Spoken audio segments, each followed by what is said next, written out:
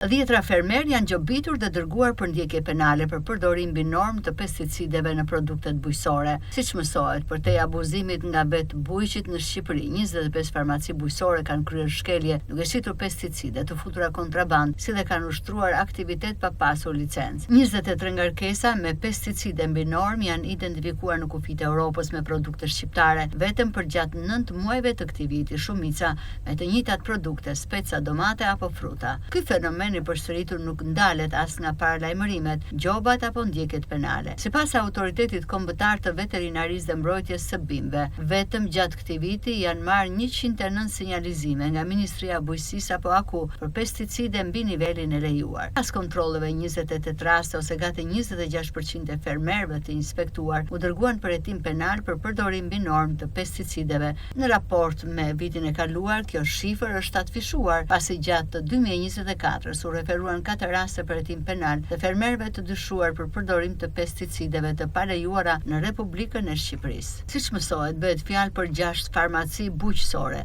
që tregtonin pesticide dhe pse vetë nuk ishin të licencuara, po ashtu janë identifikuar 3 raste për tregtim të pesticideve të paregjistruara në Shqipëri, ndërsa në 16 raste është konstatuar se në farmacitë bujqësore tregtoheshin produkte të skaduara, por me riambalazhim nuk respektonin kushtet higjieno-sanitare të tregtimit, si dhe shkelje të tjera, duke përfshirë dhe mungesën e bashkëpunimit. Për të gjitha këto shkelje, autoriteti kombëtar i ushqimit është mjaftuar vetëm me masën ndëshkuese gjop.